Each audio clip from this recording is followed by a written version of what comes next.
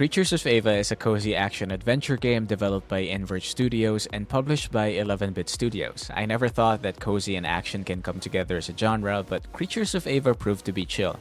Don't let that fool you though, as this game still features combat mechanics that are quite unique. Kumusta? It's Gamer Aftershift, bringing you another game review based on 4 elements that I think are the most important pillars of video games: gameplay design, combat experience, narrative immersion, and customization and progression. I will score the game by the end of this video and also determine if it's worth your aftershift.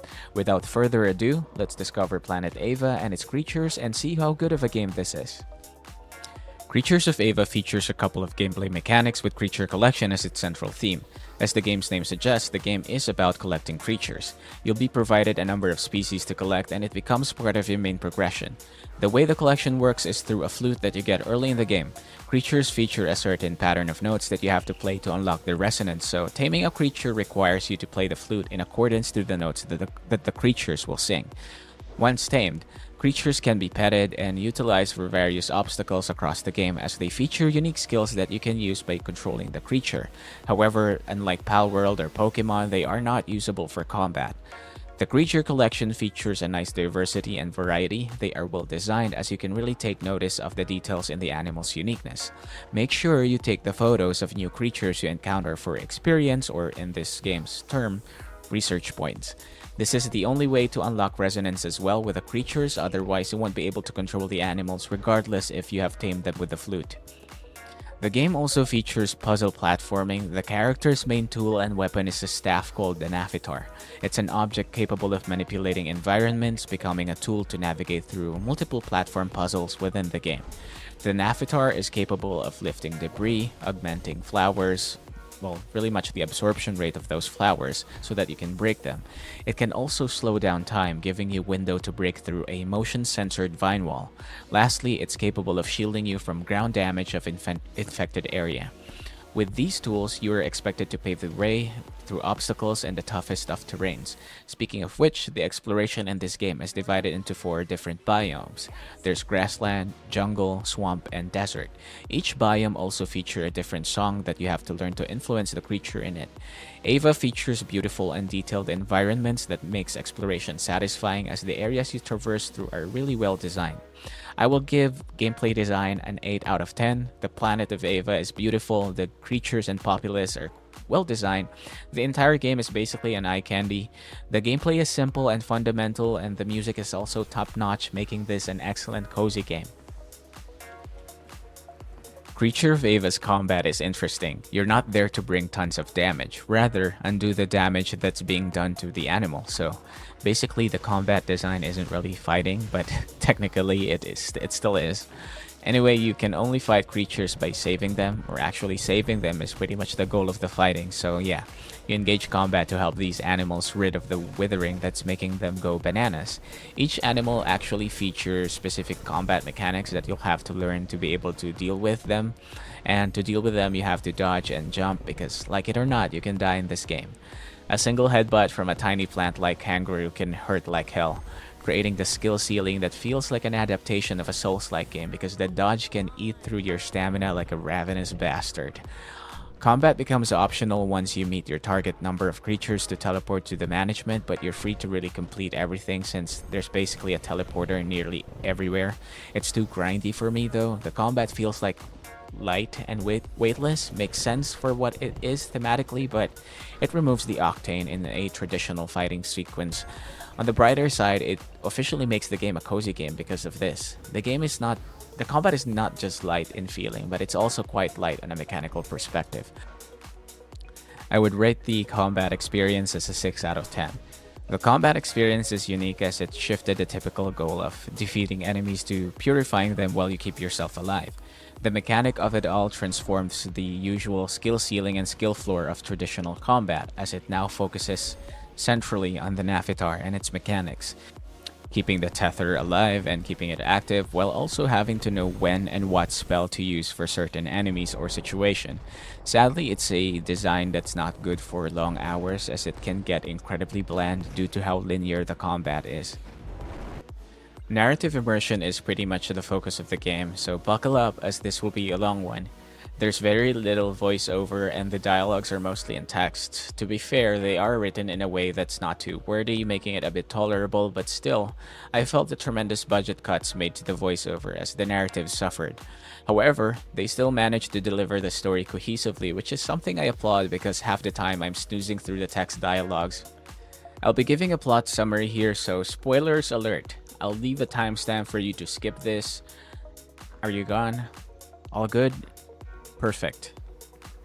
The story of Creatures of Ava borrows themes from Noah's Ark. Essentially, the planet of Ava is dying due to the withering, a mysterious disease that seems to corrupt all living beings within the planet. Oddly, it only seems to affect the local inhabitants, as Victoria, the protagonist, is unaffected. Victoria is part of the management that aims to save the planet by bringing in sample flora and fauna for research in hopes of solving the problem, and maybe acting as an insurance in case it doesn't work. Unlike Noah's Ark, Victoria doesn't need a male and a female creature as the population of Ava is actually genderless. Victoria encountered a mishap and ended up in a ruin where she met Neymar, a local who isn't able to hear the planet unlike the others. Neymar agrees with Victoria as the local seems fine and is actually encouraged to embrace the decay of the planet along with their inevitable demise. This created two narrative objectives. The first storyline is with Victoria and Neymar having their own agenda and bringing in a permanent solution to the withering as they were able to find an ancient relic called the Naphitar that seems capable of influencing the withering. The second one is with Victoria and Tabitha. As agents of the management, they must fulfill their duty by collecting specimens to aid the research of the management in the supposed restoration of Ava. I said supposed because the management's main objective is experimentation and with questionable ethics. Victoria and Tabitha soon learned about this as they found old artifacts belonging to the other humans that ventured in the planet. Eventually, Victoria and Tabitha managed to rid of the management by lying to them that the withering has doomed all of the life forms in Ava, making them disinterested with the planet.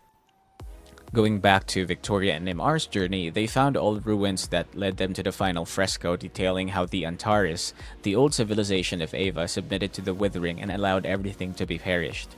Neymar has regained his ability to hear the planet after being brought back to his people as he is from the swamp. Hearing Ava itself, Neymar understood the motivation of the Antares and why they have to go through the withering. This resulted in an infuriated Victoria.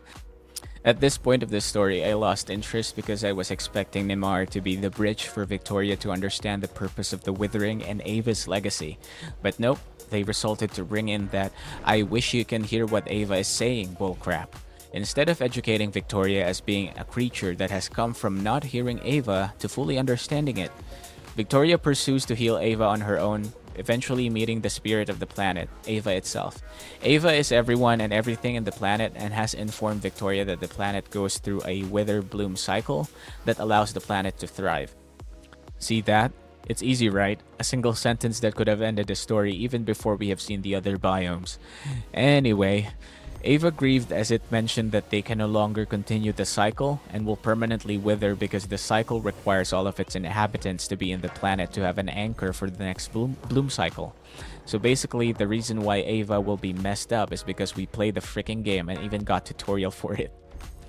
Victoria and Tabitha devised a plan to send an infected creature to the management hub to trigger the emergency protocol to return all creatures regardless of its state to its home planet.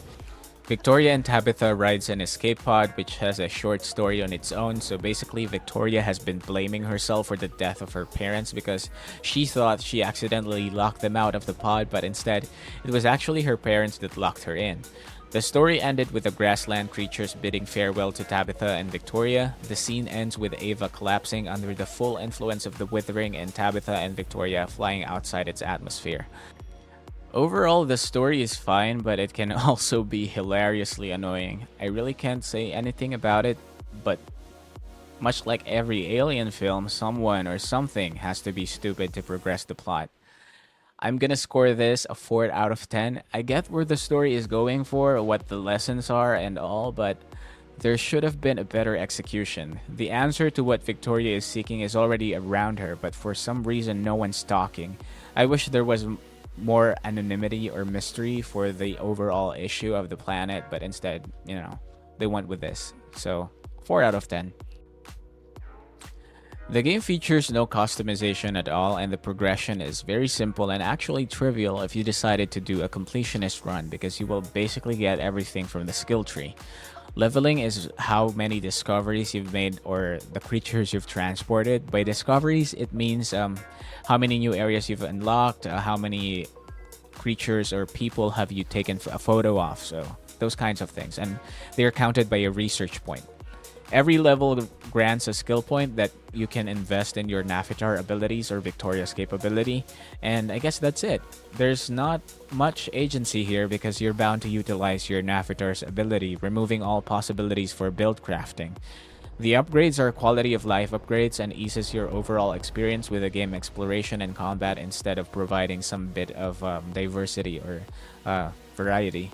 So I'm gonna score this a 5 out of 10. Functionality wise and simplicity, it's good. Staple, straightforward, bland, but effective nonetheless. I will rank the game as a 6 out of 10 overall. The narrative really dragged the numbers down. It wouldn't probably had if the game isn't narrative based, and even if it weren't, the combat isn't really sustainable in the long run as it's very linear. Basically start a tether and keep it active, while for bosses that's fine, but doing it over and over again to generic enemies can easily become disengaging. Don't get me wrong, the combat is unique and fun, but it falls off the more you do it since it's the same thing all throughout the game. It doesn't have enough features for a crafting game as well, so basically the game is fairly small from a mechanical standpoint, so the story is its anchor. Luckily, the visuals and the music of the game is quite spectacular, otherwise nothing about this game will be cozy. The good thing about this game though is it's very good for short-term play. It's a great chill game if you have a half an hour or two to spare and you're just tired and want to burn off your exhaustion. If you want to look for a cozy creature collecting game after a long day at work, school, or at home, this is a good start. Otherwise, if you're looking for something that's action-packed and features tons of brawling sequences and slow-mo action, check out my video on Gotham Knights, link in the description below. That's it folks, there's more to life than just labor, it's gamer after shift. Thank you for watching and I'll see you around.